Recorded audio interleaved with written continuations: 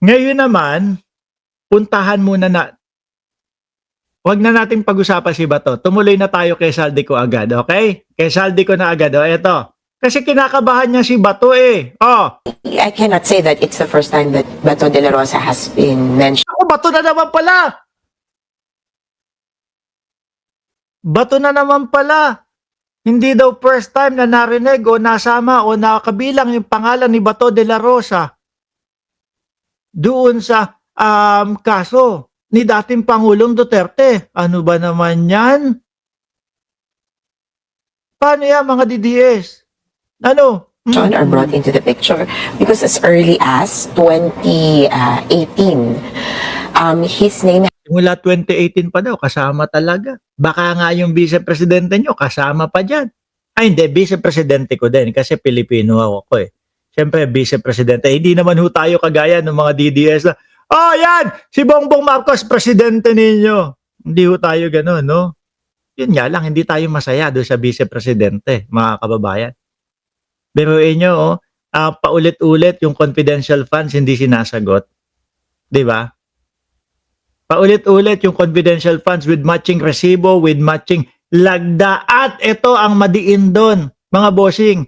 Yung mismong resibo nila doon sa confidential funds ay galing po mismo sa OVP at galing po mismo sa Department of Education, mga kababayan. O paano yun? Yun ang mabigat. With matching lagda. Yun yung sinubmit nila doon sa COA. Eto yung pinapakita ni Saldico, mamaya papakita ko ni isang lagda ni Pangulong Bongbong Marcos, walang maipakita. Paano naman yun? Baka mamaya kay Saldico lang din yun, tapos turo, oy, kay Bongbong Marcos to. Umpisa pa lang, wala na. Sunog na. Alam nyo kung bakit may part 1 o may part 2 yung kay Saldico? Part 1 muna. Tingnan muna natin kung ano ang magiging reaksyon nila. Tapos saka natin gawin yung part 2. Di ba? Galing ano. Hindi, dito, lumalayo tayo. Kay Bato muna, kay Bato. Hindi ko mapigilan yung sarili ko na pumunta na kay Saldico. had been mentioned in submissions of the prosecutor. In 2021, when the prosecutor closed the preliminary examination, his name was front and center, along with Albayalde. So, po, kasama talaga si Albayalde, kasama pa yata pati si Vitaliano Aguirre. technically, there were three names. First, kumaga, dropped by the prosecutor, then Fatu Bensouda.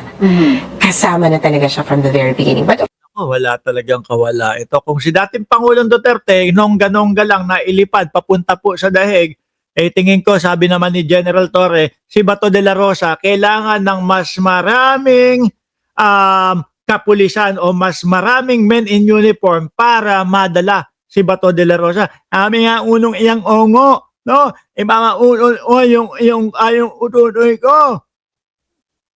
Ang hirap, ano? Yan ang bagong spokesperson ng mga DDS. Naman nyo, ipamaputo ng ko. Boss, baka hindi namin makalimutan yan. Baka ngumalngal ka lang kapag dinala na ito, si Bato de la Rosa. Biruin mo, 2018 pa lang. Tsaka mga kababayan, ang susuporta ho dyan sa mga yan, yung pagturo ni Duterte, si Bato de la Rosa, DDS yan. That squad yan. Yun pa lang ho, mga kababayan, ligwak na si Bato. Di ba? Humihingi sila, sinasabi nila, pahingi kami ng, tawag dito, due process daw ho, mga bossing. Pahingi kami ng due process para kay Bato de la Rosa doon. Sa dahig kayo pupunta para doon sa due process. Bakit to? Hindi naman kinaso yan sa Pilipinas eh. Sa dahig ho kinaso yan eh.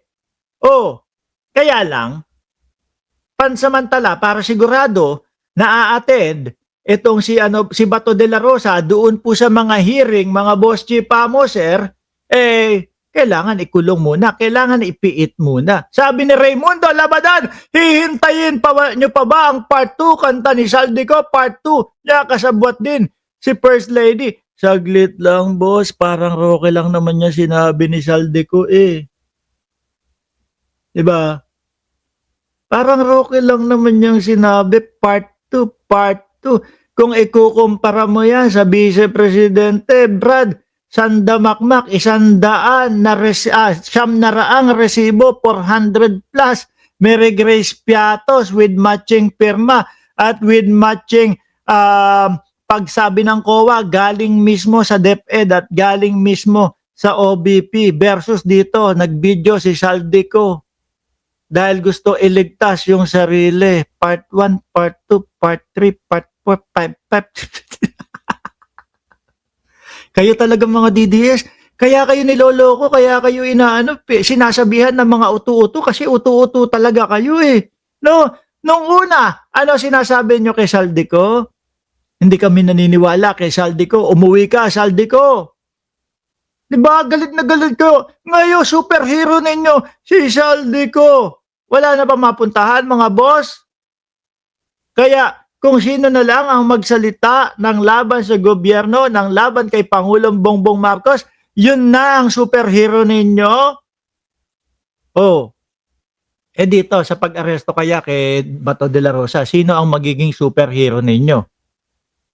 No, mukhang wala. Kasi kapag ka ito, tinambakan ng kahit 10,000 pulis, bakit ko nasabi yung numero na yun? Pag ito, tinambakan ng 10,000 puliso, mga kababayan, walang palag to. Sasama, sasama na lang ho ito. Dalawa na ho ang isisigaw ng mga DDS. Bring them home na po. Dalawa na po ang isinisigaw. Kinidnap po sila. Kinidnap po. Ang daming kapulisan, no? With matching warrant of arrest. May kasama pang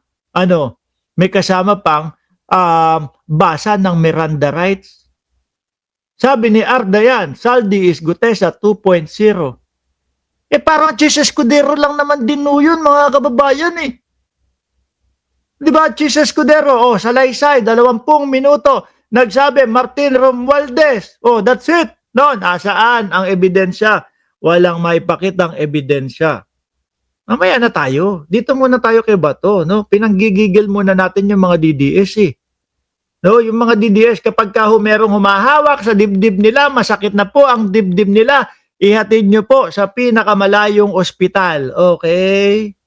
Bato, banat. Of course, hindi masyadong napapansin kasi for the ICC and I guess for many people, when the ICC says it's most responsible, it's grammatically correct to say there's just one person. Which would be the president. Yes, pero Mga boss, hindi ko nilalayo yung usapin ha. Pupunta pa din tayo kay Saldico, no? Eto muna, doon tayo muna sa sa malapit-lapit sa katotohanan. Dito muna tayo sa malapit-lapit yung posibleng mangyari, yung pag-aresto kay Bato de la Rosa. 'Di ba? Pag nadampot na si Bato, saan kaya naman magtatago si Bongo? Panigurado ho 'yan. Ako ang tingin ko diyan, basa ko sa mga yan, Bato de la Rosa, Bongo, sino pa ba? Si Chavit Singson. Nako ayan yung susunod nilang superhero, si Chavit Singson. Mga kababayan, Bato de la Rosa, Bongo, Chavit Singson, si Joel Villanueva, sino pa? Si Jinggoy Estrada, sino pa? Lahat ng mga nasasangkot ay magtulong-tulong tayo, pabagsakin si Bongbong Marcos kasi yan na lang ang natitirang alas natin para tayo ay makawala dito. Hindi natin ine-expect na papalagan tayo ni Bongbong Marcos. Hindi natin ine-expect na talagang susupilin, uubusin ang magnanakaw sa Pilipinas.